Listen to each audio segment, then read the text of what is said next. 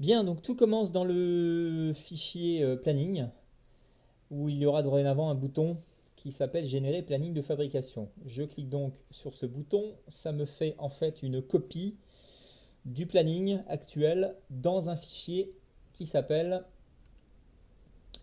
planning fabrication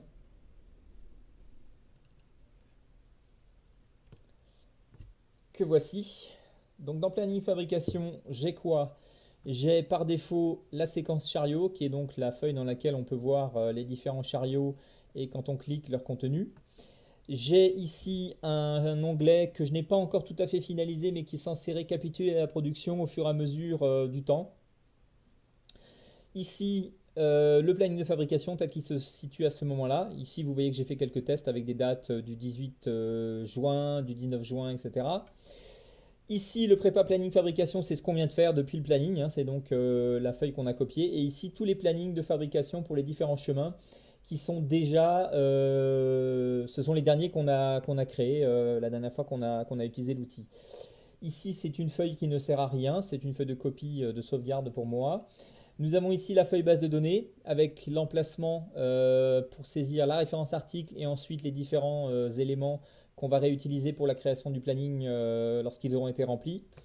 Le paramétrage, c'est ici que vous pourrez décider pour chaque chemin à quel moment vous décidez de produire. C'est-à-dire que par exemple ici pour le chemin C2, les chariots de type C2, c'est la séquence 4 et la séquence 8. C'est-à-dire que si vous regardez ici, ça correspond à 10h15 et 15h. Voilà. Donc on en reparlera, mais voilà comment vous pouvez définir quel chemin à quelle heure. Et ici, nous avons donc en fait le nombre de chariots prévus chaque jour, puisqu'ici j'ai deux chariots, ici j'en ai 4 possibles, puisque j'ai 4 plages horaires, etc. etc. hein. Donc j'ai ici à chaque fois un total de chariots jour, et j'utilise ça plus tard pour créer les chariots. C'est-à-dire que si je m'aperçois que j'ai plus que 4 chariots sur une journée, eh bien je dégage toutes les lignes au-delà de ces 4 chariots et je les recale au lendemain matin dans le planning. Ces petits modèles-là sont les différents chariots que je copie et que je colle dans la séquence, hein.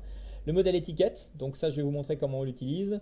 Et ça c'est juste pour mémoire plus tard si jamais je dois reprendre l'outil, l'enchaînement des routines et ce qu'elles font les unes et les autres. Ça c'est plutôt pour moi.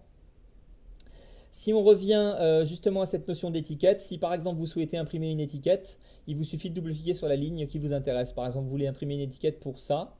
Donc vous voyez qu'ici c'est un C2S, hein. Donc vous double-cliquez et automatiquement ça vous lance une étiquette avec une impression hein, directe, avec ici les différentes informations dont vous avez besoin.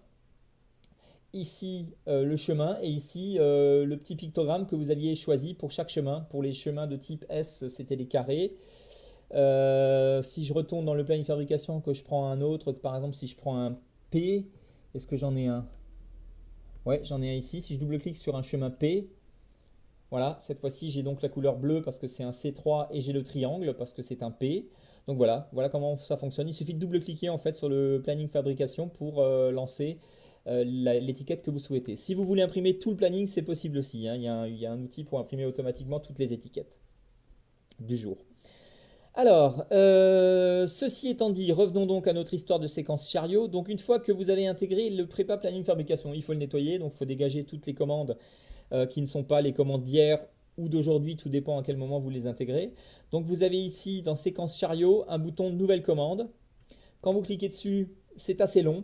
Parce que tout simplement il y a beaucoup de traitements. Il va faire du tri, il va répartir, recréer les feuilles de fabrication que vous avez ici, optimiser un peu les chariots. Enfin voilà, il fait pas mal de travaux. Ça dure à peu près 1 minute 30.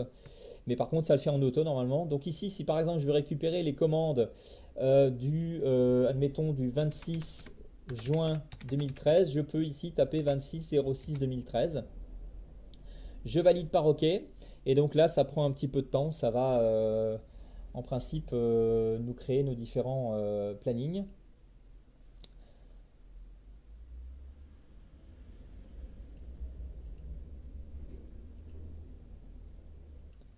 Bien, j'ai fait une petite pause parce que je ne comprenais pas ce qui se passait. En fait, les nouvelles commandes, ce bouton-là, c'est relativement rapide. Il ne s'agit que de la récupération des commandes correspondant à la date qu'on a rentrée et leur ajout à la feuille prépa planning, pardon, à la feuille planning qui est là.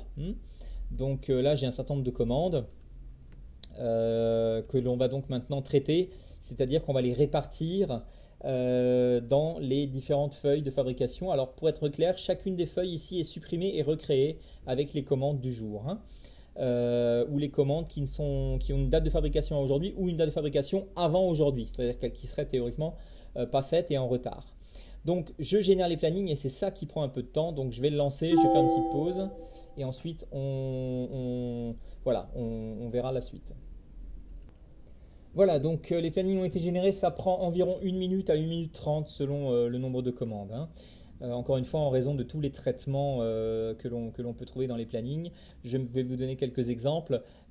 Ici, par exemple, les traitements, c'est la colonne observation qui se rapproche de la colonne quantité pour plus tard pouvoir être correctement affichée dans la séquence chariot. Ce sont les C2 qui deviennent du C2S, etc. en fonction de ce qu'il y a comme traitement derrière également à faire. Ce sont également les calculs, c'est-à-dire que je vais dégager toutes les commandes qui sont datées en principe après la date d'aujourd'hui. Enfin voilà, tous ces traitements-là sont faits au moment de la création du planning, hein. Voilà.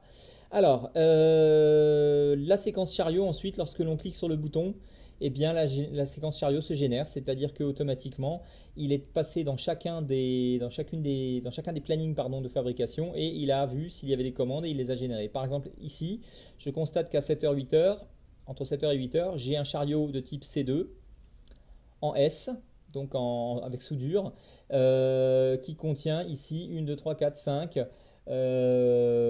commandes. En tout cas, ouais, voilà, avec ici les quantités, enfin toutes les informations dont on a besoin. Donc ici, j'ai 5 commandes en C2, S, entre 7h et 8h, hein. Vous voyez que ça se met en rouge en fonction de ce qu'on clique. Donc C2, 7h, 8h, S. Donc je vais en C2S, fabrication. Alors là, je le fais en live avec vous. Et donc le premier chariot, voilà, c'est a priori, ça devrait coller. Espérons que ça colle. Et ben non, ça ne colle pas. Pas de bol. Ça doit être en principe celui-ci. 1, 2, 3, 4, 5, 6, 7.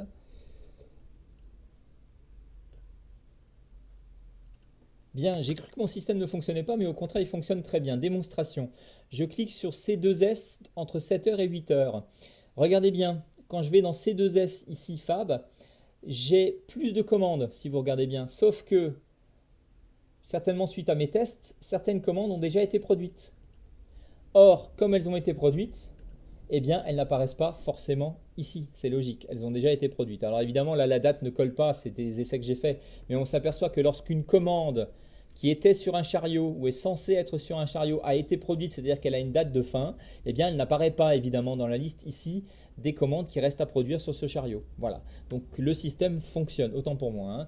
Pareil pour la C3S, ici j'en ai que 2, mais si je vais sur C3S, je n'ai pas vérifié avant, mais ça doit être le même problème. Si je vais sur C3S, je m'aperçois que, voilà, ici j'en ai 3 qui sont déjà finis, donc il m'en reste effectivement 2 que je retrouve si vous regardez les références, hein, 6485, 494, 8, 6485, 347, 3. Elles sont là, 494, 8, 347, 3. Donc le système a priori fonctionne, à part que ici j'ai un C3P qui est vide et qui ne devrait pas l'être, à moins que, voilà, il y a des dates derrière, donc c'est pour ça qu'il est vide. Donc tout est produit a priori sur ce chariot déjà. Enfin voilà, donc les choses fonctionnent, hein. C'est plutôt rassurant jusqu'ici. Et donc ensuite, si je prends un exemple, je ne sais pas, je vais prendre par exemple justement le C3S. Si ici par exemple je mets juste une croix, bêtement, hein, je fais une croix. Donc pour le C3S, je repère la référence, donc c'est le 94.8. Je valide la production, il me demande si je suis sûr, je fais oui. Il me dit que c'est validé, il me remet l'élément à 0. Et quand je vais dans le C3S, voilà, vous allez voir que d'une part, le 494,8 là, il est validé avec une date d'aujourd'hui. Voilà, 11 juillet. Et ensuite, vous vous apercevez que lorsque je reclique donc sur ce C3S à 7h, 8h, eh bien, ici, je n'ai plus qu'une seule ligne, puisque elle vient d'être validée, l'autre, donc elle n'apparaît plus. Voilà, donc a priori, moi, tel que je l'ai compris, voilà mon système. Si je réinitialise, ça fait ça, hein, ça remet tout à 0. Mais tel que je l'ai compris, mon système, tel que je l'ai conçu le système par rapport à ce que j'ai compris de ce que vous m'avez demandé, voilà, c'est ça. C'est assez lourd parce qu'il y a beaucoup de traitements, il y a pas mal de choses qui sont assez longues, qui sont susceptibles de générer des bugs. Donc maintenant, il faut que vous l'étudiez un petit peu comme ça sur la présentation et qu'on en reparle peut-être au téléphone, sachant que je vais être difficile à joindre vendredi, demain. Donc le mieux serait peut-être lundi si vous avez un moment. Voilà. Eh bien, j'espère que cette vidéo vous aura éclairci un petit peu sur les possibilités du système. Et puis, voilà, on se reparle dès que vous avez un moment de préférence lundi. À plus tard!